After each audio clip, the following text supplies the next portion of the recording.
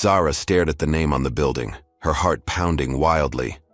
Washington Airlines, a subsidiary of Carter Enterprises. 3 months ago, a flight attendant had humiliated her daughter. Today, as CEO, she would fire everyone responsible. The attendant's shocked face appeared in the doorway. Before we dive into this incredible story of justice, let me know where you're watching from in the comments. If you believe in standing up against discrimination, hit that like button right now. Subscribe to follow more stories of people turning injustice into triumph. Now let's find out how a simple flight turned into a battle for dignity and respect.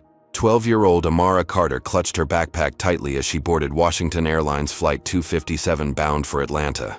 Her eyes sparkled with excitement, not just because she was visiting her beloved grandmother, but because inside that backpack was her pride and joy. A revolutionary solar energy device that had just won first place at the National Junior Science Competition. The gold medal tucked inside her pencil case was physical proof that her brilliant mind could change the world. "Come on, sweetie," her mother Zara urged gently. "Let's find our seats." They made their way down the aisle of the airplane toward the first-class section. Normally, they would have flown economy, but Amara's science victory had come with perks, including upgraded tickets for her and her mother. It was meant to be a celebration, a moment of triumph for all the late nights Amara had spent perfecting her invention. Flight attendant Brittany Wilson was arranging welcome drinks on her cart when she spotted them approaching. Her smile faltered momentarily, her eyes narrowing as she watched them settle into seats 2A and 2B. Brittany had been working first class on Washington Airlines for 7 years, and she had certain expectations about who belonged there. "Excuse me," Brittany said, her voice carrying a razor's edge beneath its sugary coating. "Are you sure you're in the right section?" Zara looked up, momentarily confused. "Yes, we're in 2A and 2B. She showed their boarding passes. Brittany examined them with exaggerated scrutiny, her lips pursed. "I see. That's unusual." She didn't elaborate on what exactly was unusual about a mother and daughter having first-class tickets. Amara, already carefully stowing her precious backpack under the seat in front of her, didn't notice the exchange. The solar device inside was delicate, glass components and precise circuitry that had taken months to calibrate correctly. "Would you like a pre-departure beverage?" Brittany asked the white businessman in 1A, her voice warming considerably. "Scotch, neat please," he replied without looking up from his laptop. "Coming right up, sir," Brittany beamed, pouring his drink with theatrical flourish. When she turned to Zara and Amara, her demeanor chilled again. "You'll need to put that backpack in the overhead compartment," she instructed Amara sharply. "It's taking up too much room." "But my science project is inside," Amara explained politely. "It's very fragile and It's policy," Brittany interrupted. "First class or not, the rules apply to everyone." Her emphasis on everyone carried unmistakable weight. Zara intervened. "The flight attendant on our previous connection allowed it because of the special circumstances. Perhaps you could—" "I don't care what another flight attendant did," Brittany cut her off. "On my flight, we follow proper procedure." Across the aisle, a white family had several bags tucked under their seats. Brittany stepped around them, without comment. Reluctantly, Amara lifted her backpack, but before she could stand, Brittany reached down and grabbed it.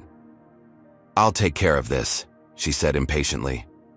"Please be careful," Amara pleaded, her voice small but urgent. "It has my science project inside and—" Brittany was already walking away, the backpack dangling carelessly from her hand. When she reached the overhead bin, she found it nearly full with designer luggage. With a quick glance back at Amara and Zara, she shoved the backpack roughly with her foot, kicking it toward the back of the compartment to make it fit. The sound of breaking glass was faint but unmistakable. Amara's eyes widened in horror. She unbuckled her seatbelt instantly and rushed to the overhead bin, her heart pounding. "My project!" she gasped. "Sit down immediately," Brittany commanded. "We're preparing for departure."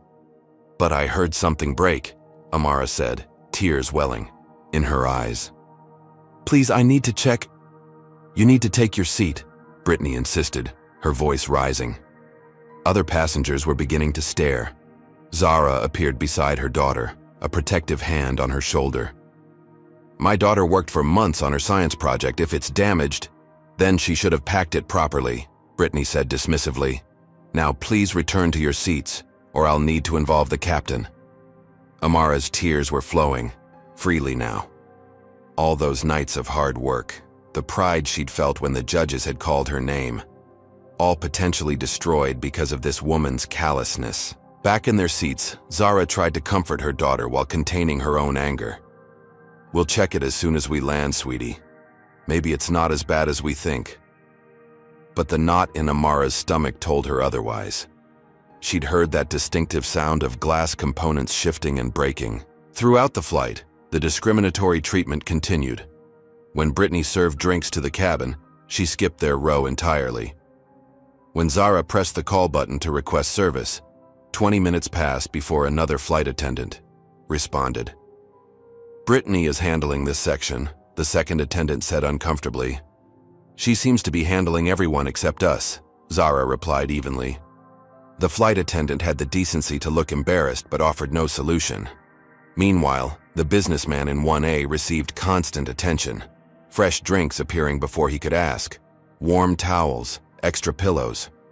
Other white passengers in the first class received similar treatment. The contrast was impossible to ignore. Even more telling were the whispered conversations and knowing glances exchanged between crew members when they thought no one was looking. One younger flight attendant seemed uncomfortable with the situation but didn't intervene. Midway through the flight, the captain made an announcement over the intercom. Ladies and gentlemen, I've just been informed we have some special guests on board today. In seat 5C, we have retired Colonel James Whitfield returning from active duty. And in seat 3A, we have concert pianist Richard Evans traveling to a performance with the Atlanta Symphony. Please join me in thanking them for their contributions. Applause rippled through the cabin. Zara's jaw tightened. When they'd checked in, the gate agent had noted Amara's science competition victory and assured them the flight crew would be informed. Yet here was the captain, acknowledging other passengers' accomplishments while ignoring her daughter's. When they finally landed in Atlanta, Amara rushed to the overhead bin. Her hands trembled as she unzipped the backpack and peered inside.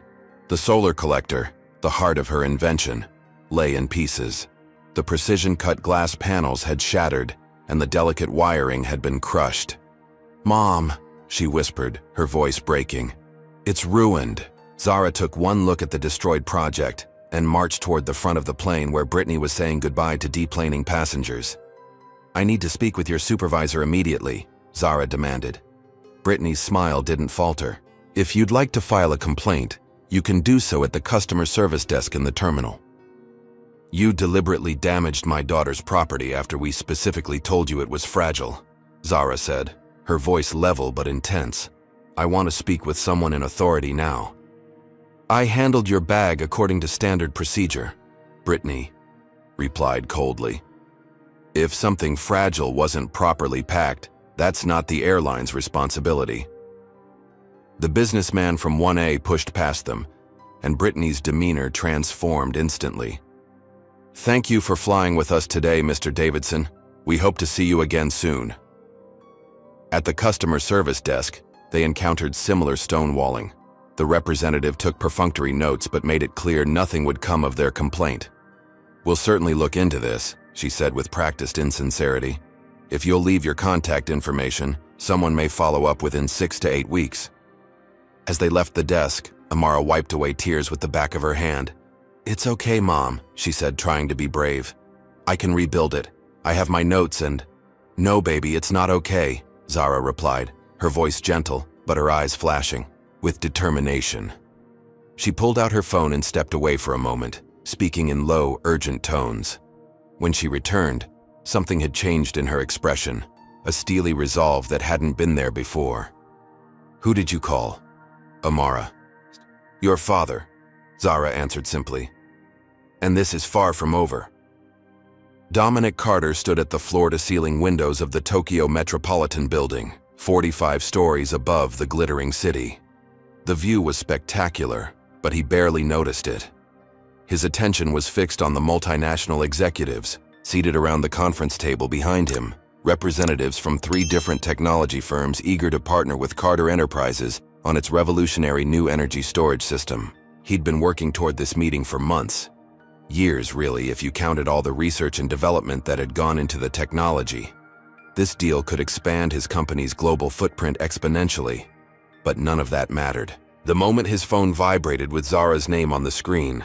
"Gentlemen, excuse me for a moment," he said smoothly, stepping outside into the hallway. "Zara, is everything all right?" As he listened to his wife describe what had happened to their daughter, Dominic's expression darkened. His free hand clenched into a fist, then deliberately relaxed, a control technique he'd perfected over decades of navigating spaces where his anger, no matter how justified, would be used against him. "Put Amara on the phone," he requested, his voice softening. "Hey, Daddy," came his daughter's voice, thick with tears she was trying to hide. "I'm so sorry about your project, Sunshine," he said gently. "I know how hard you worked on it." "It's just glass and wires," Amara said unconvincingly. "I can make another one." "You shouldn't have to," Dominic replied. "And you won't have to face people like that flight attendant without consequences. Not anymore. Not my daughter."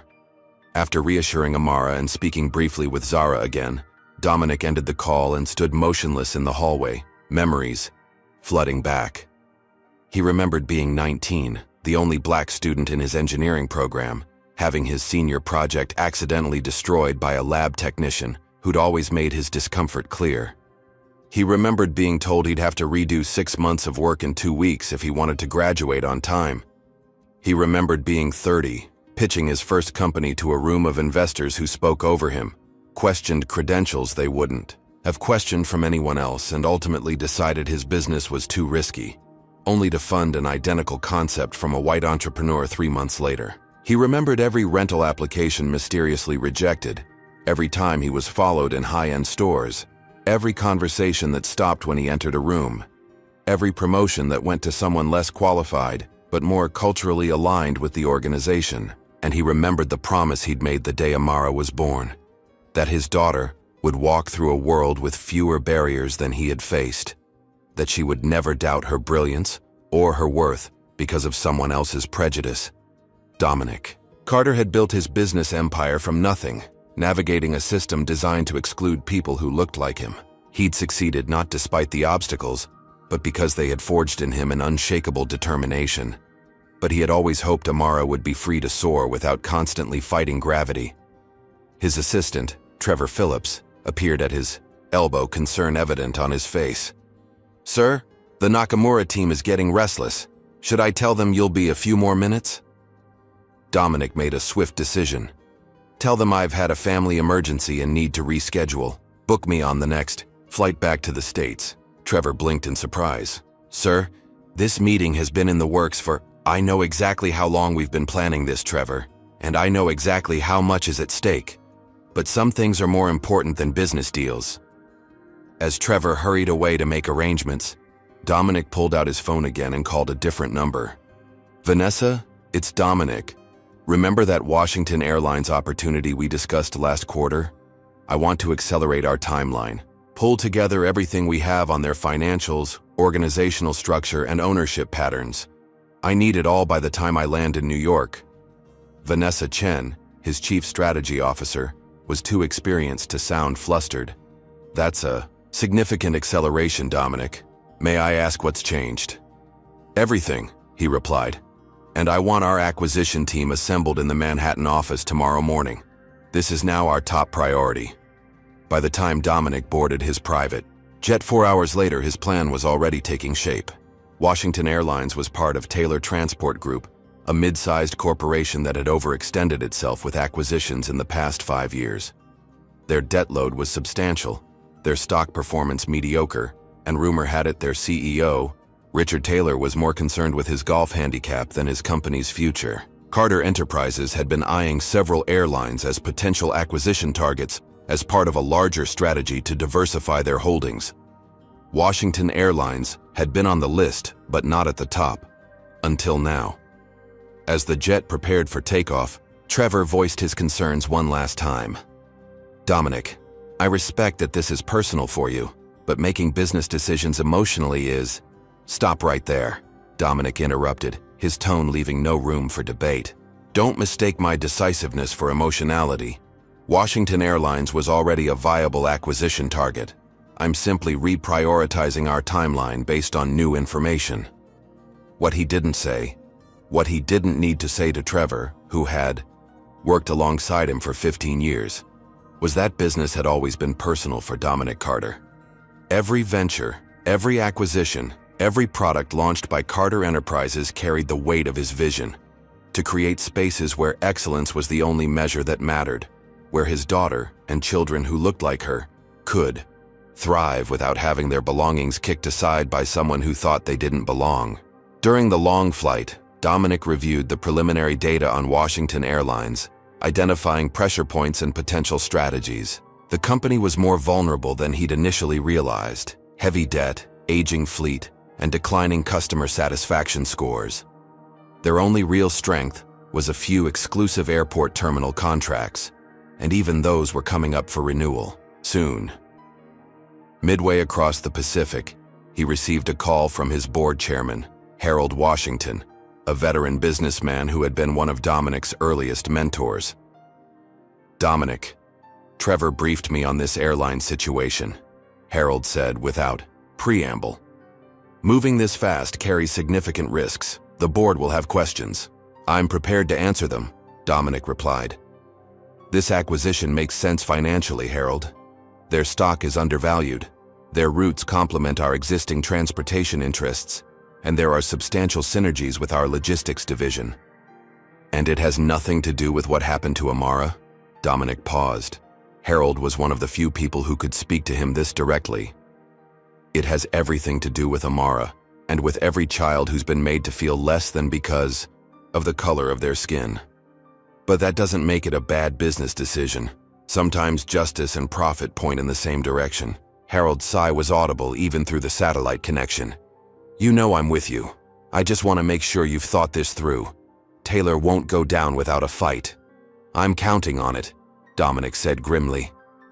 As he ended the call, a memory surfaced, so vivid it might have happened yesterday instead of 35 years ago. He was 10 years old, proudly wearing his father's worn but treasured watch to school. His father, a city bus driver who worked double shifts to keep food on the table, had given it to him that morning. This was my father's watch, William Carter had said, fastening it around his son's small wrist. Someday when you have a child of your own, you'll pass it on too. By afternoon, the watch was gone, ripped from his wrist by older boys who told him little black boys don't need fancy watches. When he'd fought back, it was Dominic who got suspended. The watch was never recovered. That day had taught him two painful lessons: that the world would try to take what was his, and that systems designed to protect everyone often protected some more than others. As his jet soared over the vast Pacific, Dominic made a silent vow that this time, the outcome would be different. This time, justice would prevail.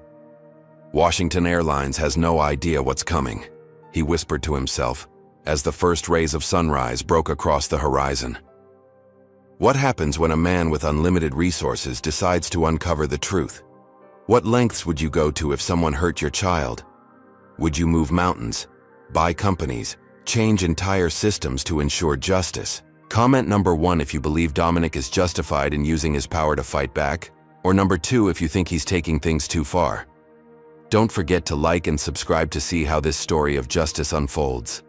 Now, let's discover what Dominic's investigation reveals about Washington Airlines. Within 24 hours of landing in New York, Dominic Carter had assembled an elite team in the glass-walled conference room of Carter Enterprises' Manhattan headquarters. The investigation into Washington Airlines would be thorough, meticulous, and completely discreet. I want to know everything about this company, Dominic told the assembled group. Every complaint, every lawsuit, every instance of discriminatory behavior, documented or buried. I want to know who's responsible and who's been protecting them. At the center of this operation was Alicia Thompson, a former FBI investigator who now ran her own corporate intelligence firm. As a black woman who had battled discrimination throughout her law enforcement career, she understood the mission on multiple levels. We'll approach this from several angles simultaneously, Alicia explained, her laser pointer highlighting sections of a flowchart projected on the wall. Financial audits, employee interviews, customer experience analysis, and internal communications review. Nothing gets missed. Dominic nodded. How soon can you start? My team is already working, Alicia replied with a slight smile. Background checks on key executives began the moment you called. We've identified 27 former employees willing to talk, and we're analyzing 7 years of customer complaint data. For the next 2 weeks, Alicia's team worked relentlessly. They created dummy customer accounts to test service response times across demographic groups. They deployed mystery shoppers of various races to document treatment differences. They established encrypted channels for current employees to report incidents anonymously. The picture that emerged was disturbing, but not surprising to anyone who had experienced systemic discrimination. We've identified clear patterns, Alicia reported during their third briefing. She spread photographs across the conference table. Flight attendant Brittany Wilson featured prominently among them. This particular employee has received 17 formal complaints in the past 3 years, all from passengers of color. Not a single one resulted in disciplinary action. How is that possible? Asked James Wong, Dominic's chief financial advisor. Alicia slid another document forward. Because her uncle is senior vice president of operations, Robert Wilson. Every complaint disappears into his office, never to emerge again. But Brittany was merely a symptom of a much larger disease. Alicia's team uncovered a troubling culture throughout Washington Airlines, from discriminatory hiring practices to a tiered service model that explicitly instructed staff to provide better service to those who look like they belong in first class. We've obtained copies of their training materials, Alicia said, displaying slides on the screen. This section on identifying high-value customers might as well be titled, How to Spot Rich White People. The investigation also revealed that Washington Airlines security footage, which would have clearly shown Brittany's treatment of Amara's backpack, had been conveniently lost after Zara's complaint. That's not unusual, Alicia noted. Their system automatically flags complaints from passengers with certain area codes or ethnic-sounding names for special handling, which includes evidence disappearing. But perhaps most damning were the internal communications Alicia's team managed to obtain through a whistleblower, email chains and messaging logs that showed CEO Richard Taylor's awareness and tacit approval of these practices. Look at this exchange, Alicia said, highlighting an email from Taylor to his executive team following a discrimination lawsuit that had been settled quietly the previous year. He writes, "These people need to understand that premium service is called premium for a reason. Not everyone belongs in first class and not everyone should be treated the same. Handle it discreetly, but handle it." Dominic's expression remained impassive, but his eyes hardened as he read the message. "This goes beyond one flight attendant or one incident," he said quietly. "This is systemic, intentional discrimination built into their business model." While the discrimination findings were infuriating, Alicia's financial team uncovered additional issues that would prove useful in an acquisition strategy. "They've been falsifying maintenance records," reported Chen Wei, Alicia's forensic accountant. "Cutting corners on safety inspections to reduce costs. If the FAA knew the extent of it, they'd ground half their fleet." "Any evidence this has caused actual safety incidents?" Dominic asked sharply. 3 near misses in the past 18 months, Chen confirmed. All internally documented, all covered up. No passengers were injured, but it was luck, not proper maintenance, that prevented disasters. This information changed the dynamics considerably. What had begun as a personal mission was now a matter of public safety as well. The investigation faced obstacles, of course. When Alicia's team attempted to access Washington Airlines headquarters for interviews, they were stopped by security and threatened with trespassing charges. Anonymous threatening calls were made to her office. A junior member of her team was followed home one night by an unmarked car. None of it deterred them. If anything, the resistance confirmed they were uncovering truths the airline desperately wanted to keep hidden. 3 weeks into the investigation, they identified the key to unraveling Washington Airlines' protection scheme. Brittany Wilson's family connections extended beyond her uncle. Her grandfather had been a founding investor in the airline, and the Wilson family still controlled a significant block of shares through various trusts and holding companies. That's why she's untouchable, Alicia explained. It's not just nepotism, it's ownership. The Wilsons consider the airline partly theirs, and in some ways, they're right. This revelation gave Dominic a new strategic approach. If ownership was the ultimate shield, then changing ownership would be the ultimate solution. As the investigation concluded its fourth week, Dominic received Alicia's comprehensive report. Over 300 pages documenting discriminatory incidents, safety violations, financial irregularities, and toxic corporate culture. It was a damning portrait of a company whose public image of service and safety masked a reality of bias and negligence. That evening, Dominic sat in his home office reviewing the findings one last time. The desk lamp cast a warm glow over the documents spread before him, contrasting with the cold anger he felt reading account after account of passengers humiliated, employees silenced, and regulations flouted.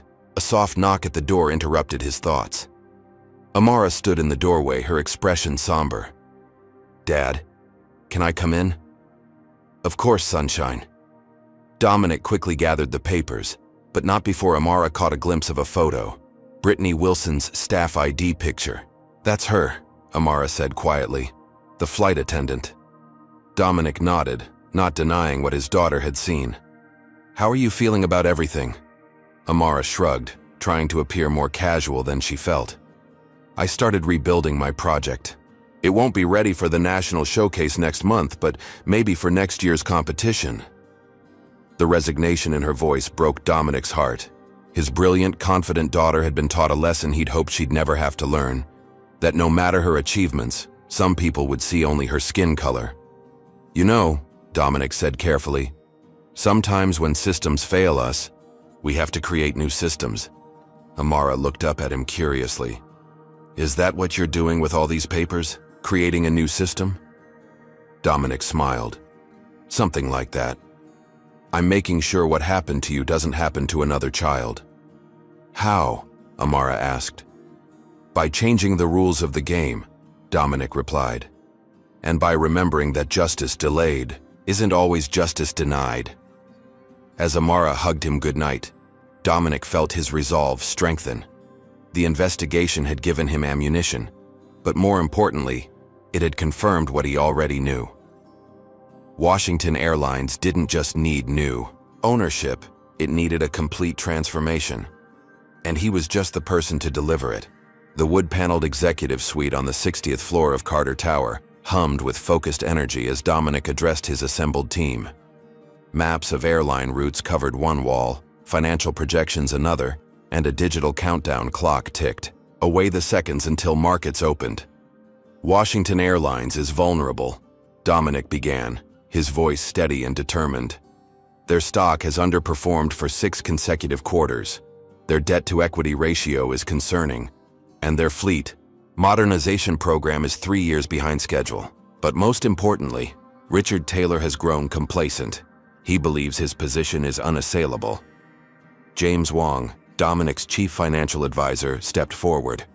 A brilliant Harvard MBA with 20 years of experience in mergers and acquisitions, James had initially been skeptical about the accelerated timeline. Now, having reviewed the data, his concerns were different. "The acquisition is financially viable," James acknowledged, "but the speed you're proposing carries significant risks. Hostile takeovers typically take months, sometimes years. You're talking about weeks." "Washington Airlines doesn't have months," Dominic countered. "Their safety violations alone represent an imminent risk to passengers. And every day that company operates under current management is another day someone's child might be treated the way Amara was treated." Anthony Davis, Dominic's childhood friend and now Carter Enterprises lead counsel, nodded in agreement. Growing up in the same Philadelphia neighborhood, they had faced similar barriers and developed similar determination to overcome them. Now, with his legal expertise, Anthony would be instrumental in navigating the complex regulatory landscape of an airline acquisition. "I've identified 3 primary approaches," Anthony explained. highlighting sections of the presentation on the main screen. 1. A direct stock purchase on the open market, accumulating shares gradually. 2. Approaching major institutional investors with premium offers for their blocks. 3. A tender offered directly to shareholders, bypassing management entirely. All three, Dominic decided, simultaneously. A murmur rippled through the room. This was an unusually aggressive approach, even for Dominic Carter, whose bold business strategies were legendary. That will alert Taylor immediately, warned Vanessa Chen, the strategy officer. He'll implement defensive measures. I'm counting on it, Dominic replied. Taylor's defensive measures will be predictable, legally questionable, and ultimately futile. But they'll distract him from noticing our real strategy until it's too late. For the next several hours, the team refined their approach, identifying Washington Airlines' financial vulnerabilities and leverage points. The airline's debt structure was particularly problematic. They had loans coming due within 6 months that they would struggle to refinance, given their current credit rating. Their balance sheet is weaker than it appears, James noted. They've been using accounting tricks to mask the extent of their cash flow problems. One major disruption could send them into a tailspin. By midnight, the comprehensive takeover plan had taken shape. It would require perfect execution, substantial financial resources, and absolute secrecy, but it was viable. The team dispersed to their respective departments to begin implementation, leaving Dominic alone with his thoughts. His moment of solitude was short-lived. His private line rang, a number he recognized instantly. Victor, Dominic acknowledged, keeping his tone neutral. It's late for a social call. Victor Reynolds' laugh was as smooth and cold as glacier ice. Nothing social about it, Dominic. Word is you're making a move on Washington Airlines. I'm calling to suggest you reconsider. The fact that Victor already knew about the acquisition plan was concerning, but not entirely surprising. As the CEO of Reynolds Global, Victor had spies everywhere, and he and Dominic had been rivals since their days at Wharton Business School 30 years earlier. Their competition had intensified when Dominic's renewable energy patents had rendered Victor's oil investments less valuable. Your concern for my business decisions is touching, Dominic replied dryly, but unnecessary. Is it? Victor's voice hardened. Because my analysts tell me you're moving too fast, paying too much, and risking too much. All because your kid had a bad experience on a flight. That doesn't sound like the calculated Dominic Carter I know. Dominic felt a flash of anger, but controlled it. Victor was trying to provoke him, to confirm his suspicion that this was an emotional decision rather than a strategic one. Your analysts should stick to what they know, which clearly isn't Carter Enterprises' strategy, Dominic responded evenly. Now, if you'll excuse me, it's late. One more thing, Victor added. I've been looking at Washington Airlines myself. Their Southeast Asian routes would complement my portfolio nicely. I'd hate for us to drive up the price in a bidding war. The implied threat was clear. Victor was prepared to compete for Washington Airlines, not because he particularly wanted the company, but because Dominic wanted it. After ending the call, Dominic immediately contacted his security team to investigate how the information had leaked. Then he called Anthony to add a new component to their strategy: countermeasures against Victor Reynolds' potential interference. The next morning brought new challenges. As Dominic navigated the complex web of financial regulations governing airline acquisitions, he encountered unexpected resistance from the Department of Transportation. Someone, likely Taylor or Reynolds, had whispered concerns about market concentration and reduced competition. Anthony worked his contacts in Washington, D.C., explaining that Carter Enterprises' ownership would actually increase competition by revitalizing a struggling airline. Meanwhile, Dominic personally called several key regulators, outlining his vision for Washington Airlines' future. I understand your concerns, he told the Deputy Secretary of Transportation, but I can assure you that under our ownership, Washington Airlines will not only maintain all current routes, but expand service to underserved communities. By the end of the week, the regulatory hurdles had been largely cleared, but other obstacles emerged. Several major shareholders who had initially seemed receptive to Dominic's overtures suddenly went cold, likely pressured by Taylor or incentivized by Reynolds. The financial stakes were enormous. Carter Enterprises had committed billions to this acquisition, leveraging assets that Dominic had spent decades building. If the takeover failed, the company would recover eventually, but the setback would be substantial. "Are you sure this is worth the risk?" James asked during a rare moment alone with Dominic. "From a purely financial perspective, there are safer acquisitions with higher potential returns." Dominic walked to the window, looking out over the Manhattan skyline. "When I started this company, every banker and investor told me the risk wasn't worth it, that I should set my sights lower, be more realistic about what someone with my background could achieve." He turned back to James. "Some risks look different depending on where you're standing and why you're taking them." That evening, Dominic returned home later than usual, mentally exhausted from the day's battles. He found Zara waiting for him in the kitchen, concern evident in her eyes. "You missed dinner again," she said gently. Amara waited up as long as she could. "I'm sorry," Dominic sighed, loosening his tie. "Things are moving quickly with the acquisition, and there are complications." Zara studied her husband's face. They had been partners in every sense for 20 years, supporting each other through the challenges of building both a business and a family in a world that hadn't always welcomed their success. "Dominic," she said carefully, "I'm worried.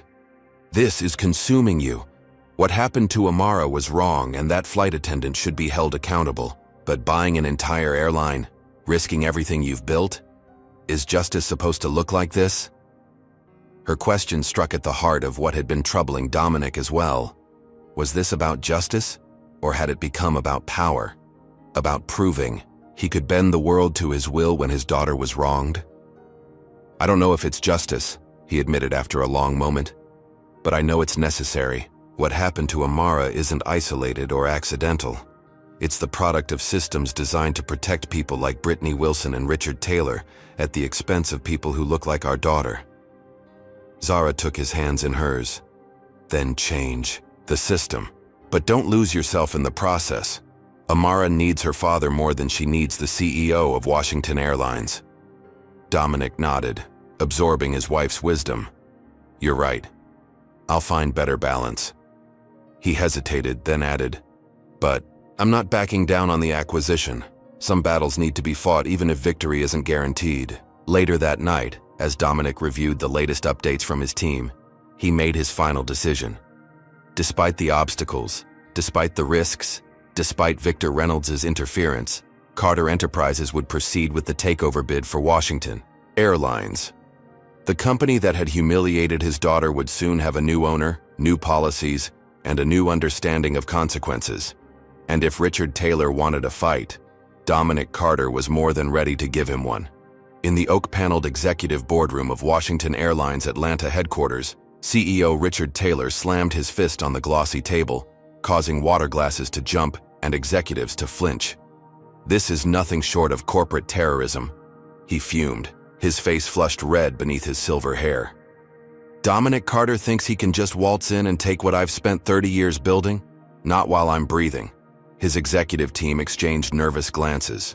The aggressive acquisition moves by Carter Enterprises had caught them all by surprise, and Taylor's increasingly volatile reactions weren't inspiring confidence. "Richard," ventured Chief Financial Officer Patricia Barnes, "perhaps we should consider the offer. At 20% above market value, the shareholders might view it." "The shareholders will do what I tell them to do," Taylor interrupted sharply.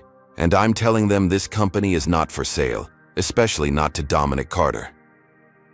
What Taylor didn't share with his team was the personal history between himself and Dominic. 20 years earlier, when Dominic was seeking investors for his fledgling technology company, Taylor had been among those who dismissed him, making remarks about affirmative action entrepreneurs that had fortunately been recorded by Dominic's assistant. That recording had never been made public, but Taylor lived in fear that it might surface if Dominic gained control of Washington Airlines. "We need immediate defensive measures," Taylor instructed his team.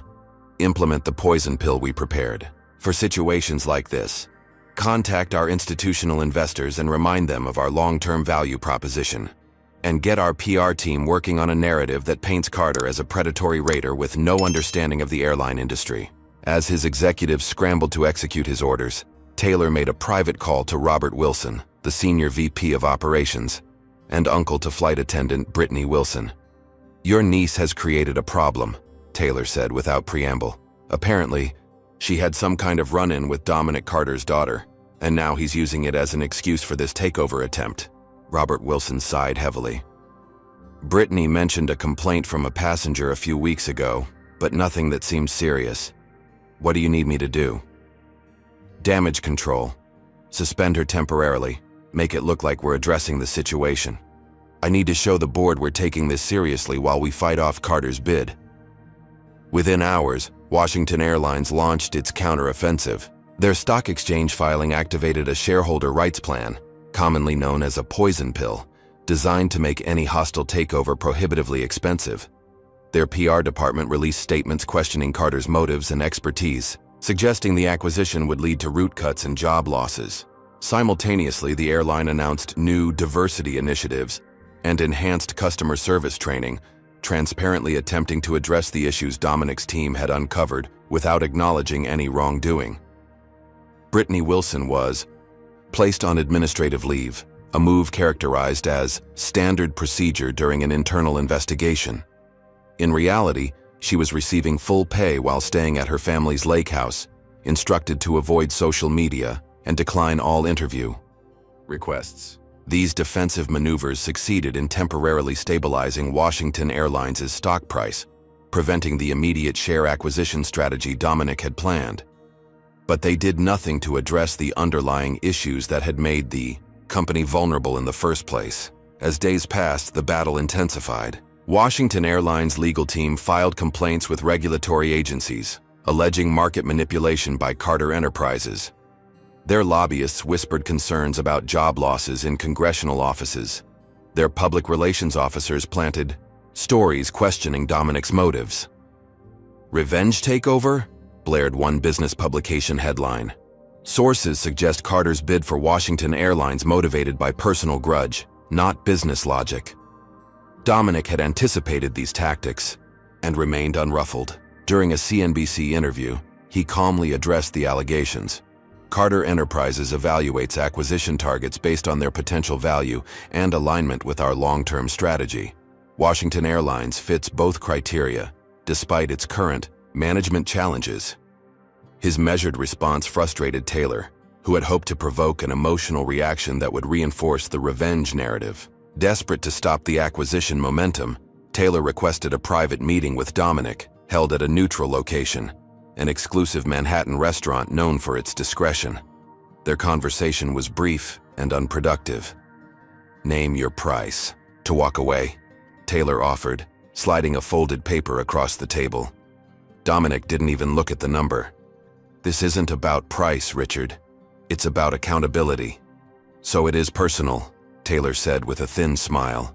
"I thought so. Is this about your daughter's backpack? I'll buy her a new one. Hell, I'll buy her a whole set of designer luggage if it'll make this go away." "That's always been your problem, Richard," Dominic replied evenly. "You think everything and everyone has a price. Some things are about principles." As Dominic stood to leave, Taylor's facade of civility cracked. "You people always play the victim," he hissed. "One little incident and you're ready to destroy a company that employs thousands. Is that your idea of social justice?" Dominic paused, looking down at the man he now recognized as dangerously desperate. "No, Richard. My idea of justice is creating systems where incidents like what happened to my daughter don't occur in the first place, and since you failed to create such a system, I'll do it myself." Meanwhile, Washington Airlines employees were growing increasingly anxious. The company's internal messaging attempted to reassure them that their jobs were secure, but rumors of Carter Enterprises' reputation for post-acquisition restructuring sparked fears. What Taylor hadn't anticipated was that many employees, particularly those from minority groups who had experienced the company's discriminatory culture firsthand, quietly welcomed the prospect of new ownership. One such employee, Senior Systems Administrator Darius Jackson made a decision that would prove pivotal. For years, Darius had maintained the servers containing Washington Airlines' internal communications. He had seen the discriminatory directives, the buried complaints, the evidence of safety violations. He had watched talented colleagues passed over for promotion because they didn't fit the company's preferred image. After much soul-searching, Darius compiled a secure file of damaging internal documents and anonymously sent them to Carter Enterprises. The information provided Dominic with additional leverage in his acquisition strategy and evidence to counter Washington Airlines' public denials of systemic problems. As pressure mounted, Taylor made his most desperate move yet. He contacted Victor Reynolds, offering to sell him a significant block of Washington Airlines shares at below market value, solely to keep them out of Dominic's hands. "I don't particularly care who owns this airline in the long run," Taylor admitted to Reynolds during a late-night call. "I just can't let Carter win. Not like this. Not because of some perceived slight against his precious daughter." Reynolds, seeing an opportunity to both thwart his rival and potentially profit, agreed to the arrangement. "Send over the paperwork. I'll have my team review it immediately." What neither man knew was that their conversation had been recorded by one of Reynolds' own executives who, disgusted by the naked racism underlying their discussion, forwarded the recording to Dominic's team. The chess game continued, with moves and countermoves playing out across regulatory filings, court challenges, and media narratives. Washington Airlines appeared to be holding its ground, but beneath the surface, their position was weakening. Key investors, initially supportive of Taylor's resistance, began to waver as more evidence of mismanagement emerged. The temporary suspension of Brittany Wilson backfired when several other passengers came forward with similar stories of discriminatory treatment, suggesting a pattern rather than an isolated incident. Most damaging was a viral video that surfaced on social media. Footage from 6 months earlier showing Brittany making dismissive comments about a Hispanic family struggling with English in the first-class cabin. The video directly contradicted Washington Airlines' claim that they had no previous concerns about her conduct. As public opinion turned against the airline, Taylor's resistance grew increasingly desperate and erratic. He fired loyal executives who suggested compromise, alienated board members by making decisions without consultation, and publicly attacked Dominic with thinly veiled racial undertones that damaged the company's already struggling reputation. Throughout this tumultuous period, Amara watched her father with a mixture of awe and concern. The business battle was teaching her lessons about power, principle, and perseverance that no classroom could provide. But she also saw the toll it was taking on him: the late nights, the constant strategy sessions, the weight of responsibility for thousands of employees' futures. One evening, she brought her rebuilt science project to his home office. The solar energy device was different from the original, more elegant in some ways, more resilient in others. "I made it better," she told him proudly. "After it broke, I figured out improvements I hadn't thought of before." Dominic studied the device, noting the innovations his daughter had incorporated. "Sometimes," he said thoughtfully, "things have to break before they can be rebuilt properly." Amara nodded, understanding he wasn't just talking about her project. "Is that what you're doing with the airline, Dad? Breaking it so you can rebuild it better?" "That's exactly what I'm doing, Sunshine," Dominic confirmed. "And when it's rebuilt, it will be stronger, fairer, and more successful than it ever was before."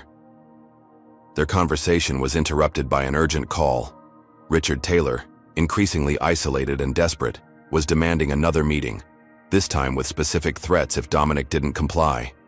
The battle for Washington Airlines was approaching its climax, and both sides knew it. But only one side understood that the true victory wouldn't be measured in stock certificates or corporate assets, but in creating a world where excellence was rewarded regardless of race and where accountability wasn't optional. And Dominic Carter was determined to be on the winning side. Have you ever trusted someone completely, only to discover they were working against you the entire time? What would you do if someone you relied on betrayed you at the most critical moment? Comment number 1. If you've ever experienced betrayal from someone close. Or number 2, if you think Dominic should have been more careful about who he trusted. Don't forget to like and subscribe to see how he handles this devastating setback. Now, let's see how Dominic responds when betrayal threatens. Everything he's fought for. The morning sun streamed through the floor-to-ceiling windows of Carter Enterprises' strategy room, illuminating the determined faces of Dominic's acquisition team. For weeks, they had worked tirelessly, navigating regulatory hurdles, countering Washington Airlines' defensive tactics, and gradually accumulating shares whenever possible. They were making progress, slower than Dominic had hoped, but steady. Their financial analyst projected they would reach the critical threshold of 30% ownership within days, enough to force serious negotiations with Washington Airlines board. Michael Foster, Dominic's recently hired acquisition specialist, stood at the front of the room reviewing their latest tactical adjustments. With his impressive credentials from Goldman Sachs and reputation for executing complex takeovers, Foster had been a key addition to the team. Our consortium of Asian investors is prepared to move on the next block of shares, Foster explained, highlighting a section of his presentation. If we execute at the opening bell tomorrow, we can secure another 3% before Taylor's team can respond. Dominic nodded approvingly. Excellent work, Michael. And our European financing? Fully committed, Foster confirmed. The funds will be available for the final push next week. The meeting concluded with a sense of cautious optimism. After the others filed out, Foster lingered, organizing his notes with meticulous precision. Something on your mind, Michael? Dominic asked. Foster hesitated, then spoke carefully. Just wondering if you've considered Taylor's latest settlement offer. $300 million is significant compensation for what happened to your daughter. This stopped being about compensation the moment I saw the pattern of discrimination throughout that airline, Dominic replied. Some things can't be settled with a check. Foster nodded, but something in his expression seemed off, a flicker of disagreement quickly masked by professional deference. Of course, I'll finalize tomorrow's execution plan and send it to your secure server. What Dominic didn't know, couldn't have known, was that Michael Foster had already sent a very different plan to Richard Taylor's office. The betrayal unfolded with devastating precision the next morning. As Carter Enterprises prepared to execute their share acquisition strategy, financial news networks erupted with breaking news. Washington Airlines CEO Richard Taylor announces major restructuring plan. Stock surges 15%. Taylor's televised announcement was a masterclass in corporate misdirection. He unveiled a strategic partnership with Reynolds Global, new fleet modernization initiatives, and executive leadership changes, all designed to boost the stock price and derail Dominic's acquisition plan. Most alarming was Taylor's specifics. Rebuttal of concerns Dominic's team had intended to raise the following week. Concerns that had been detailed in confidential strategy documents. Some corporate raiders have suggested our maintenance programs are inadequate, Taylor said smoothly. Today we're announcing a comprehensive maintenance overhaul that exceeds industry standards, demonstrating our unwavering commitment to passenger safety. As Taylor continued outlining initiatives that precisely countered Carter Enterprises' planned criticisms, the truth became undeniable. Someone had leaked their entire strategy. Dominic immediately convened an emergency meeting in a secure conference room with all electronic devices banned. We have a mole, he stated flatly. Everything we've planned, every pressure point we've identified, Taylor is addressing all of it. He couldn't have done that without inside information. Security Chief David Chen was already investigating. We're conducting a full audit of all access to our secure servers. In the meantime, we need to assume all our current strategies are compromised. The financial consequences were immediate and severe. The investor consortium that had committed financing for their share acquisition withdrew, citing increased acquisition costs due to the stock price surge. Several institutional investors who had been quietly supportive of Carter Enterprises' bid publicly pledged support for Taylor's new initiatives. Most damaging was the narrative Taylor skillfully crafted for the business media, that Dominic's takeover attempt was motivated purely by personal revenge, not sound business strategy. Sources close to Carter confirm acquisition plan motivated by dispute involving CEO's daughter, reported the Wall Street Journal. Analysts question whether emotional decision-making has compromised Carter Enterprises' due diligence. By afternoon, Dominic's security team had identified the breach. Server logs showed Michael Foster accessing confidential strategy documents at unusual hours and transmitting large files to external addresses. Further investigation revealed encrypted communications between Foster and Richard Taylor dating back weeks. When confronted in Dominic's office, Foster showed neither shame nor remorse. "Business is business," he said with a shrug. "Taylor offered me a position as his CFO once this is over. Your acquisition was never going to succeed, Dominic. You moved too fast, pushed too hard, and made it personal. I just chose the winning side." "Get out of my building," Dominic replied, his voice deadly calm. "Security will escort you to the street. Whatever Taylor promised you, I hope it was worth sacrificing your professional reputation." Foster smirked as he stood to leave. "My reputation will be fine. I'll be the man who saved Washington Airlines from an emotional, revenge-driven takeover. The business world understands pragmatism." After Foster was removed, Dominic faced his most difficult challenge yet. The betrayal had not only compromised their strategy, but had also shaken investor confidence. Several board members requested an emergency meeting to discuss abandoning the acquisition attempt. "We've lost over $40 million on this already," argued board member William Peterson. "Taylor has outmaneuvered us. The stock price is now prohibitively high, and our financing has evaporated. It's time to cut our losses." For the first time since the campaign began, Dominic felt doubt creeping in. Had he let his determination to right a wrong cloud his business judgment? Had he risked too much of what he'd built pursuing justice for Amara? That evening, he returned home earlier than usual, mentally exhausted from the day's events. He found Zara and Amara in the kitchen, preparing dinner together. "Dad!" Amara exclaimed, surprised by his unexpected appearance. "We're making Grandma's jollof rice recipe. Wanna help?"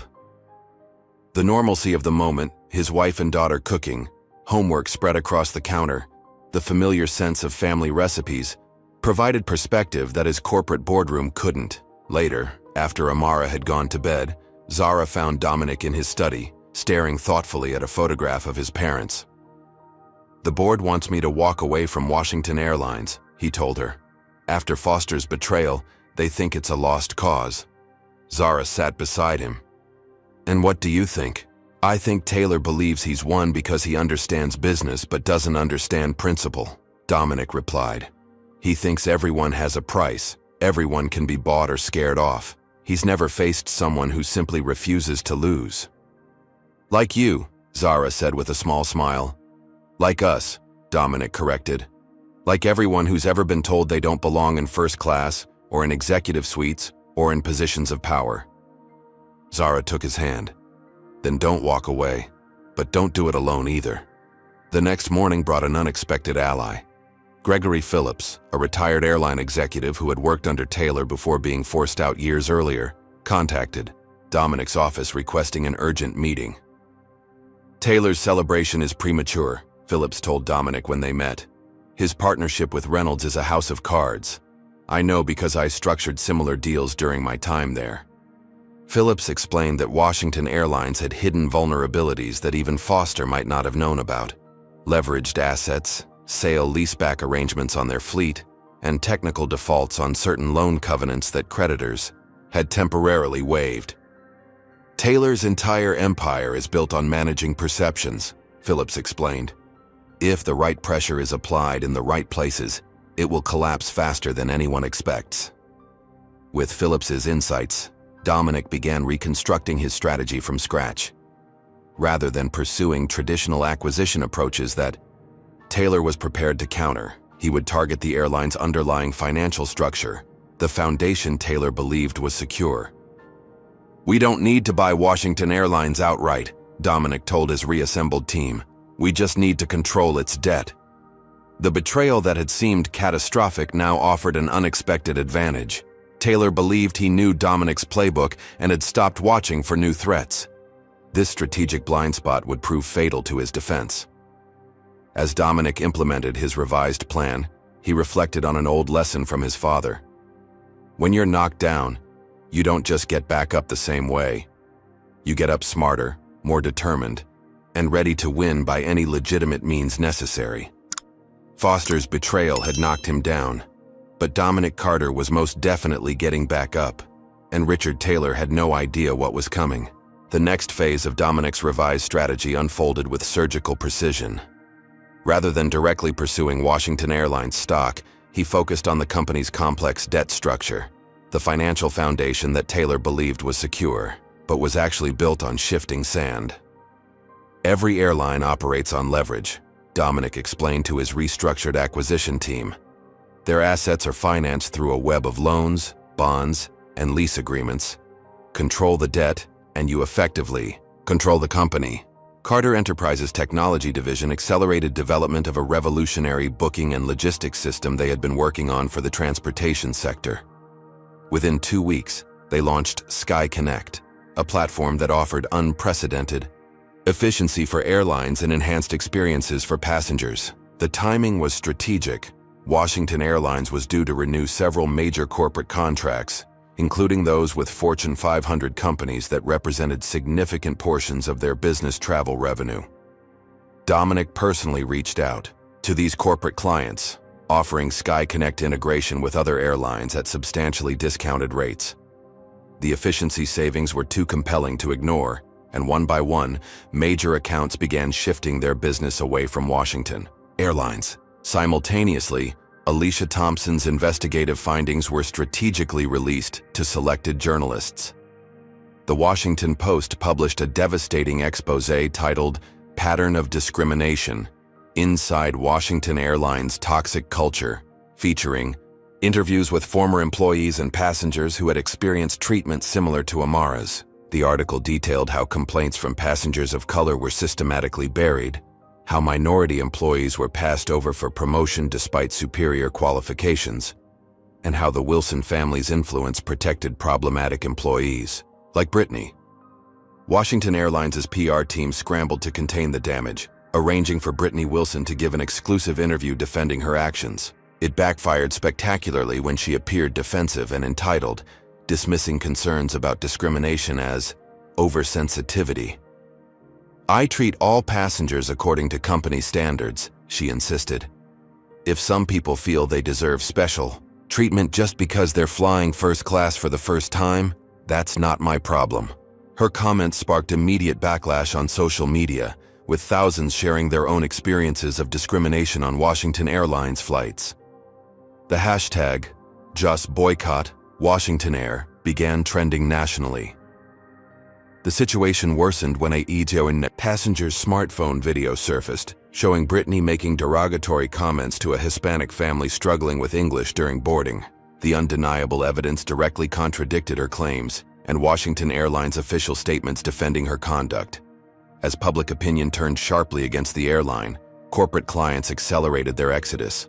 Washington Airlines' stock price, which had surged following Taylor's announcement of the Reynolds partnership, began to plummet.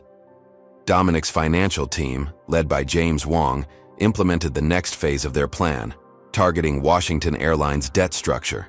Through a series of discrete transactions using subsidiary companies and investment vehicles, they began acquiring the airline's outstanding bonds and securing positions with their primary lenders. "Taylor thinks he's protected because Reynolds is backing his stock," James explained, "but he's overlooking his debt covenants. If enough corporate clients leave and their cash flow drops below certain thresholds, those covenants will trigger technical defaults." The strategy was working, even faster than Dominic had anticipated. Within 3 weeks, Washington Airlines faced a crisis on multiple fronts: declining bookings, corporate contract cancellations, a public relations disaster, and increasingly nervous creditors. Behind the scenes, Richard Taylor was becoming desperate. His partnership with Reynolds was showing strain, as the financial projections they had based their agreement on proved wildly optimistic. Several board members were privately questioning his leadership and the wisdom of rejecting Dominic's original acquisition offer. Despite these mounting pressures, Taylor maintained a facade of confidence, assuring investors and employees that the current challenges were temporary. "Every company faces turbulence occasionally," he told CNBC. Washington Airlines has weathered storms before and will emerge stronger from this one. What Taylor didn't reveal was that Washington Airlines was rapidly burning through its cash reserves. The fleet modernization he had proudly announced was now on hold, and executive salaries, except his own, had been quietly reduced. As Taylor's position weakened, Dominic secured new financing through a consortium of international investors impressed by both the business opportunity and his principled stand against discrimination. With fresh capital, Carter Enterprises accelerated their debt acquisition strategy. At home, Dominic noticed a surprising development. Amara had developed a keen interest in the business aspects of the acquisition. She began asking sophisticated questions about corporate strategy, financial leverage, and leadership principles. "Dad, if you buy Washington Airlines, what will you change first?" she asked one evening as they reviewed her homework. "The culture," Dominic replied without hesitation. "Assets, roots, even branding. All of that is secondary. What matters most is creating an environment where everyone is treated with dignity, and excellence is the only measure that matters." Amara nodded thoughtfully. "Like how you built Carter Enterprises." "Exactly. Companies reflect their leadership. When leadership values the wrong things, everything else follows." These conversations revealed something Dominic hadn't fully appreciated. Before, beyond seeking justice for a specific incident, he was showing his daughter how to transform systems from within. He was demonstrating that power, when wielded with principle, could be a force for positive change.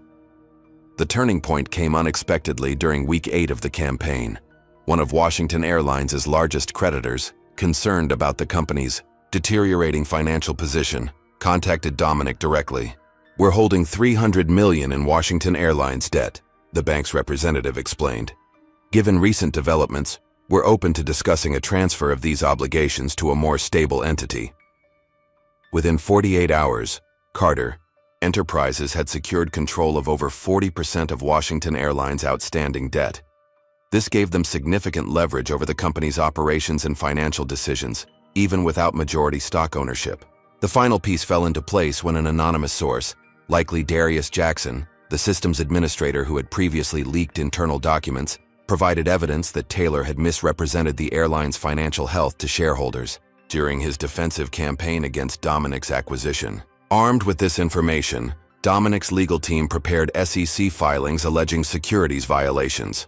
Before they could submit them, Taylor made a desperate move. He called Dominic directly, demanding a face-to-face meeting.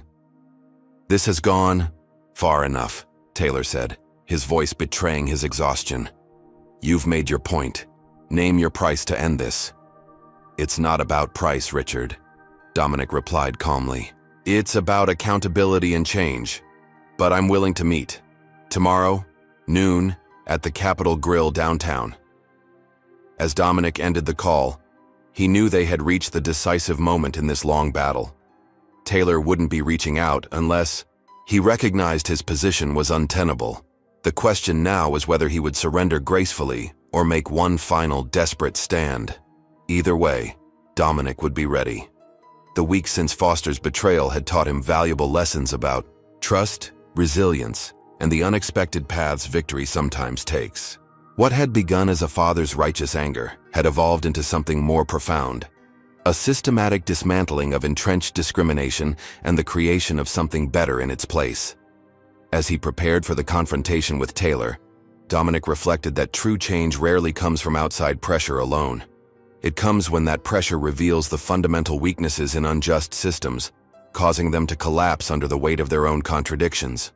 Washington Airlines was about to experience that collapse, and from its ruins, something far better would rise. The Capitol Grill's private dining room radiated old-world luxury, dark wood paneling, crystal chandeliers, and floor-to-ceiling windows overlooking the city skyline. It was neutral territory, a place where business titans often negotiated deals over rare steaks and expensive bourbon. Dominic arrived precisely at noon, with Zara at his side. His decision to bring only his wife had been deliberate. This meeting wasn't about legal tactics or financial maneuvers. It was about principles. Richard Taylor entered 15 minutes late, a power move that fell flat given the circumstances. Behind him trailed a phalanx of support, his chief financial officer, 2 attorneys, and Victor Reynolds, whose presence confirmed the depth of Taylor's desperation. Taylor's eyebrows rose at the sight of Zara. "I wasn't aware this would be a social occasion," he remarked coolly. "It's not," Dominic replied. "My wife is here because what happened to our daughter concerns both of us, and because Zara has expertise that will be relevant to our discussion." Taylor's team arranged themselves along one side of the mahogany table, spreading documents like a defensive wall. Dominic and Zara sat opposite them, noticeably without papers or portfolios, a statement that they weren't there to negotiate details, but principles. A waiter appeared to take drink orders.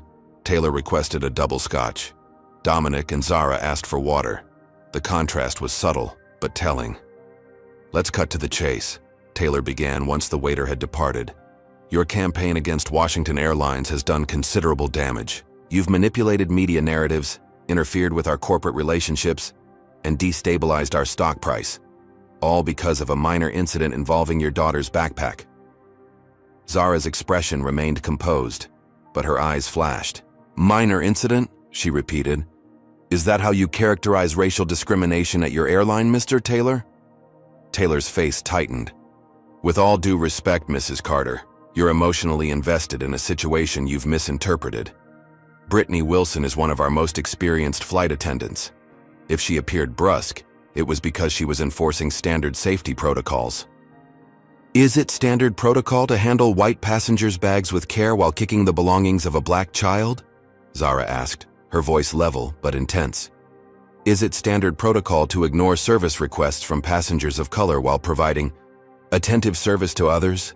Is it standard protocol to protect employees with documented histories of discrimination because of their family connections?" Taylor's attorney interjected.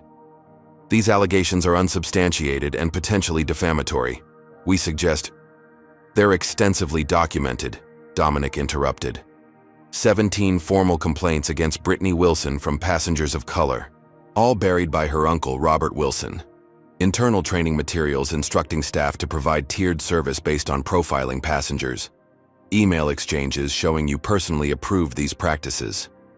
He pushed a single folder across the table, a summary of Alicia Thompson's investigation findings. "This is just the executive summary. The full report runs to 300 pages. Taylor barely glanced at the folder. "Every company has disgruntled employees and customers who claim discrimination when they don't get special treatment. That doesn't make it true." "Special treatment?" Zara echoed, incredulity in her voice. "My daughter won a national science competition. She wasn't asking for special treatment, just the basic respect any paying customer deserves." Victor Reynolds, who had been silently observing, chose this moment to speak. "Perhaps we could focus on constructive solutions rather than rehashing past grievances. Dominic, what would resolve this situation to your satisfaction?" "Complete transformation," Dominic replied without hesitation. "New ownership, new leadership, new culture. Washington Airlines needs to become a company where excellence is valued regardless of race, and where accountability isn't optional." Taylor's face flushed. "You want me to hand over my company because one flight attendant allegedly mishandled a backpack? That's absurd." "No," Dominic corrected. "I want you to recognize that your company has fundamental flaws that you're either unwilling or unable to address. The incident with my daughter wasn't isolated. It was a symptom of systemic problems you've encouraged or ignored." Taylor's composure finally cracked. "This is nothing but the race card being played by someone wealthy enough to make it stick," he snapped. "Your daughter wasn't discriminated against. She was treated like any other passenger who doesn't follow instructions. But because you've got billions and black skin, you think you can cry racism and take whatever you want." The restaurant fell, silent. At nearby tables, diners pretended not to listen while straining to hear every word. Several had recognized the confrontation's participants and discreetly activated their phones' recording functions. Dominic remained perfectly calm, which seemed to infuriate Taylor further. "Your response proves everything my investigation uncovered about the culture you've created at Washington Airlines," he said quietly. Thank you for making my point so clearly. Turning to the CFO, Dominic shifted topics with devastating precision. Patricia, you should know that as of this morning, Carter Enterprises controls 48% of Washington Airlines' outstanding debt. We've also secured agreements with creditors holding another 23%. That gives us effective control over your company's financial future, regardless of stock ownership. Patricia Barnes paled visibly. As CFO, she understood the implications immediately. That's not possible. Our debt is held by a diverse group of... It was, Dominic confirmed, until they lost confidence in Richard's leadership. Now they've consolidated their positions with a partner they trust to protect their investments. Taylor looked to his CFO for contradiction, found none, and turned to his attorneys, who appeared equally blindsided. The power dynamic in the room had shifted palpably. You've been outmaneuvered, Richard, Dominic continued, but I'm still prepared to offer you a dignified exit.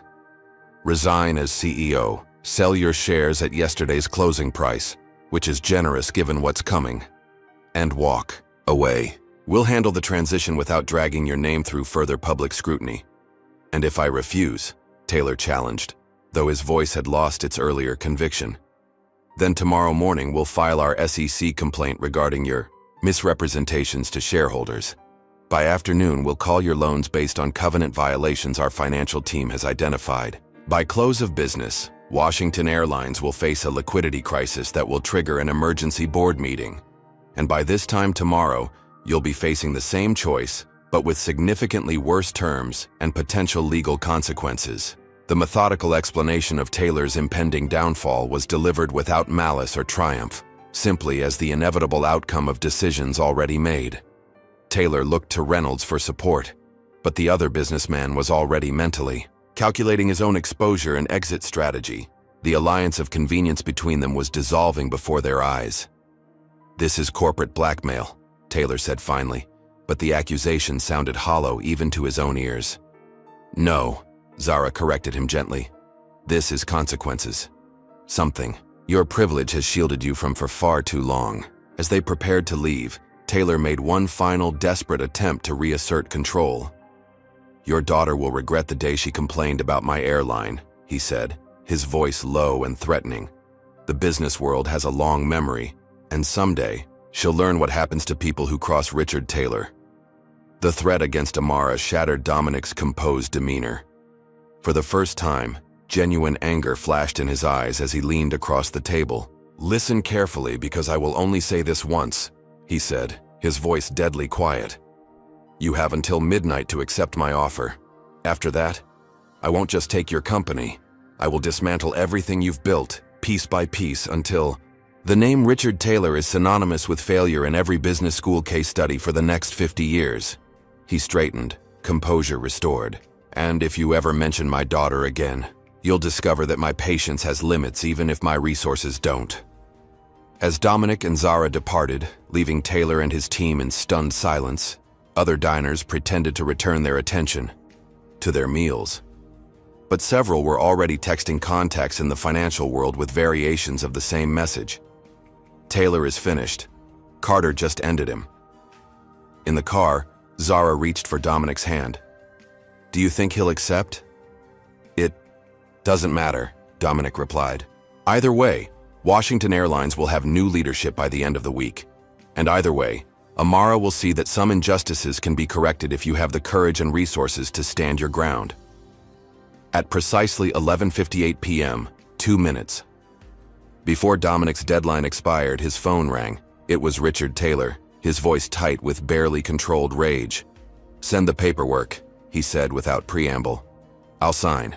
Dominic ended the call without reply and immediately initiated the final phase of his plan. A series of carefully orchestrated financial maneuvers that would be executed at midnight, giving Carter Enterprises controlling interest in Washington Airlines. By morning, the business world would have a new story to discuss. How a father's determination to right a wrong had transformed an entire company and sent a powerful message about accountability in corporate America. The morning sun cast a golden glow across the Manhattan skyline as Dominic stood before the wall-to-wall windows of his office, watching the city awaken. On his desk, financial terminals displayed the breaking news. Carter Enterprises acquires controlling interest in Washington Airlines. The overnight financial maneuvers had been executed flawlessly. While Richard Taylor had believed he was simply agreeing to resign and sell his personal shares, Dominic's team had simultaneously completed transactions with multiple shell companies, bringing their total ownership to 51%. By the time markets opened, the takeover was complete and irreversible. Taylor, who had expected a gradual transition that would allow him to shape the narrative of his departure, was instead met with security personnel at Washington Airlines headquarters, his access credentials already deactivated. The personal belongings from his office had been packed in boxes and waited in the lobby. "Your resignation has been accepted, effective immediately," the head of security informed him, handing over a formal letter. "The board has been called for an emergency meeting at 10 a.m. Taylor's face contorted with rage. "This isn't what I agreed to. I was supposed to have time to—" "Your agreement specified resignation and sale of shares," the security chief interrupted, unmoved. "Both have been executed. Your presence is no longer required or authorized on these premises." As Taylor was escorted from the building he had ruled for almost 2 decades, employees watched from behind partially closed doors and computer screens. Many fought to hide their smiles. A few openly celebrated once he was out of sight. At 10 o'clock precisely, Washington Airlines' board members assembled in the executive conference room, expressions ranging from anxious to curious. Most had received only cryptic notifications about urgent developments requiring immediate attention. When Dominic entered, accompanied by Zara and a small team of Carter Enterprises executives, the atmosphere shifted from confusion to understanding. This was more than a changing of the guard, it was a complete transformation. "Good morning," Dominic began, his tone professional but warm. "As you've likely heard by now, Carter Enterprises has acquired majority ownership of Washington Airlines. This gives us the authority to make immediate leadership changes, which the current situation demands." He outlined the findings of Alicia Thompson's investigation, the systematic discrimination, the safety violations, the toxic corporate culture that had flourished under Taylor's leadership. Several board members shifted uncomfortably, aware of their own complicity in overlooking these issues. "Effective immediately, Richard Taylor is removed as CEO," Dominic continued. "His employment has been terminated for cause, based on documented evidence of discriminatory practices, misrepresentation to shareholders, and failure to maintain safety standards." One board member, Robert Wilson, Brittany's uncle, raised an objection. "This is an overreaction to isolated incidents being mischaracterized as systemic problems. Richard has built this airline from—" "Your opinion is noted," Dominic interrupted, calmly. "And your resignation from this board is accepted." Wilson blinked in surprise. "I haven't resigned." "Check your email," Dominic suggested. "You'll find a detailed accounting of your role in suppressing discrimination complaints, including those against your niece. You can resign now, or we can present this evidence in a more public forum. Your choice." Wilson's face drained of color as he checked his phone. After scanning the email, he stood without another word and left the room. The remaining board members sat in stunned silence, suddenly aware that this acquisition was unlike any they had previously experienced.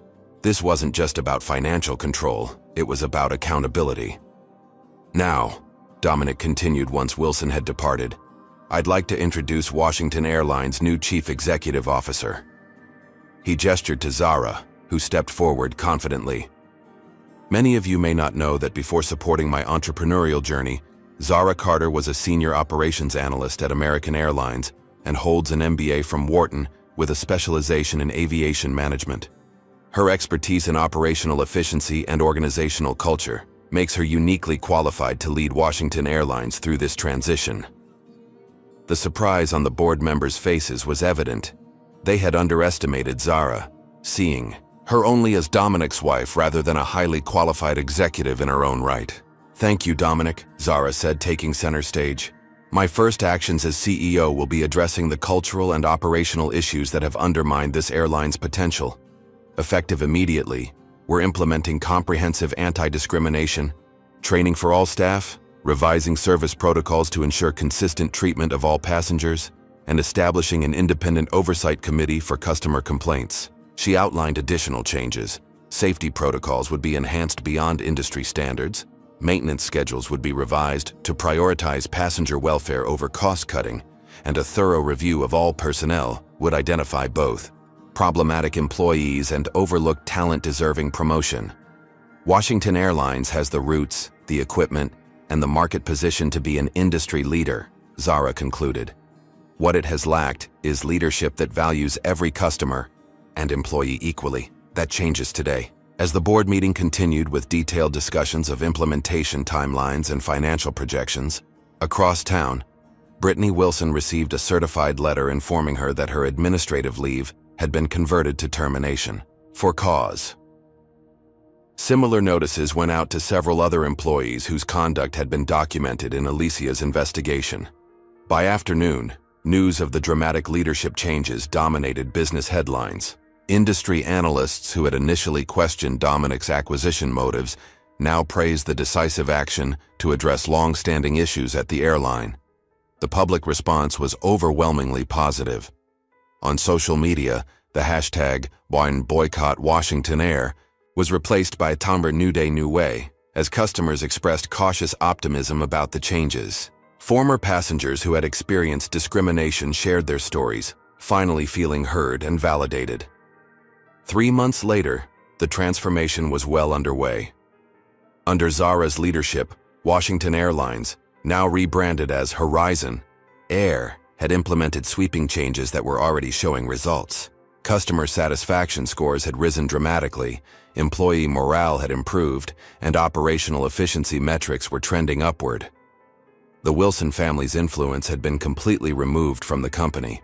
Robert Wilson's replacement on the board was Dr. Angela Washington, a respected expert in organizational ethics with a track record of helping companies build inclusive cultures. In the gleaming lobby of Horizon Air's headquarters, a new installation attracted attention from visitors and employees alike. Amara's rebuilt solar energy device was displayed in a custom case, accompanied by a plaque that read, "Innovation deserves respect. Talent transcends background. Excellence is our only standard." Beside it, a newly established scholarship program was announced. The Amara Carter Science Initiative, providing funding and mentorship for young scientists from underrepresented groups. The first year's recipients included 10 brilliant students whose projects might otherwise have gone unrecognized. On a bright Saturday morning, the Carter family prepared to board a Horizon Air flight to visit Amara's grandmother in Atlanta, their first time flying the airline since the incident that had started everything. As they settled into their first class seats, a flight attendant approached with genuine warmth. "Welcome aboard," she said, helping Amara carefully stow her backpack. "Is there anything special in there we should be careful with?" "Just my new science project," Amara replied with a smile. "I'm working on an improved version with better efficiency." "That's wonderful," the attendant said sincerely. "I'd love to hear more about it during the flight if you'd like to share." The interaction was brief but meaningful, a small illustration of the larger changes that had transformed the airline from top to bottom. Later, as they reached cruising altitude, Dominic looked over at his daughter, engrossed in sketching refinements to her latest invention. "What do you think, Sunshine? Has anything good come from what happened with your project?" Amara considered the question thoughtfully. "I think sometimes things have to break before they can be rebuilt better," she said, echoing his words from months earlier. "My new solar device is way more efficient than the original. And now the airline is better, too." Dominic smiled. "That's an important lesson. Systems don't change by themselves. Sometimes it takes someone willing to stand up and say, 'This isn't right,' to create meaningful change." "Is that why Mom is running the company now?" Amara asked. "Partly," Dominic acknowledged, "but mostly because she's brilliant at what she does, and now everyone can see that. Talent shouldn't be hidden because of who someone is or what they look like." Meanwhile, in her new office at Horizon Air headquarters, Zara was reviewing applications for executive positions as part of her ongoing restructuring. On her desk, was a resume that had come through the standard application portal. Brittany, Wilson's application for a customer service director position at a competing airline. Zara picked up the red rejected stamp and pressed it firmly across the application.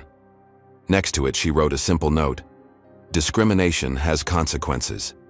She then turned to more important matters: building an airline where everyone was treated with dignity, where excellence was recognized regardless of background, and where her daughter could fly without fear of being made to feel she didn't belong. The transformation of Washington Airlines into Horizon Air would become a case study in business schools, not just for the dramatic acquisition strategy, but for demonstrating how corporate culture could be fundamentally changed when leadership prioritized justice alongside profit. And Richard Taylor? He had disappeared from public view, his reputation tarnished by the revelations about his leadership. The business world had moved on, more interested in Horizon Air's promising future than in the disgraced executive's past. For Dominic and Zara Carter, the victory wasn't measured in stock certificates or corporate assets. It was measured in the knowledge that they had created lasting change, not just for their daughter, but for everyone who had ever been made to feel they didn't belong in first class. What would you do if you witnessed discrimination like what happened to Amara? Would you stand up and fight for change, even if it meant taking on powerful opponents? Comment below with your thoughts on how you would handle a similar situation. If this story of determination and justice inspired you, please hit that like button and subscribe to hear more incredible stories of people who refuse to accept injustice. Share this video with someone who needs to be reminded that one person can make a difference when they refuse to back down. Thank you for watching, and remember, sometimes systems need to be broken before they can be rebuilt better. This powerful story teaches us that injustice thrives when good people remain silent. When Amara faced discrimination, her parents didn't just accept it, they transformed an entire system. True change requires courage, resources, and unwavering determination. The story shows that discrimination is rarely just one incident, but often reflects deeper systemic problems that must be addressed at their roots. We learn that accountability matters. In a world where powerful people often escape consequences, Dominic and Zara demonstrated that justice is possible when someone refuses to back down. Their victory wasn't just personal, it created lasting change for countless others who would have faced similar treatment. Perhaps most importantly, this story reminds us that our children are watching how we respond to injustice. By standing firm against discrimination, Dominic and Zara taught Amara that her dignity was worth fighting for, and that she deserved to be treated with respect regardless of her skin color. They showed her that sometimes you must break systems to rebuild them better, transforming pain into purpose and obstacles into opportunities for growth. Has discrimination ever touched your life or someone you care about? What did you do in that moment? Speak up or stay silent? Comment below with your experience and what you wish you had done differently. If this story resonated with you, please hit that like button to help more people discover it. Subscribe to our channel for more powerful stories about overcoming injustice and standing up for what's right. Share this video with someone who needs encouragement to fight back against discrimination in their own life. Thank you for joining us on this journey of courage and transformation.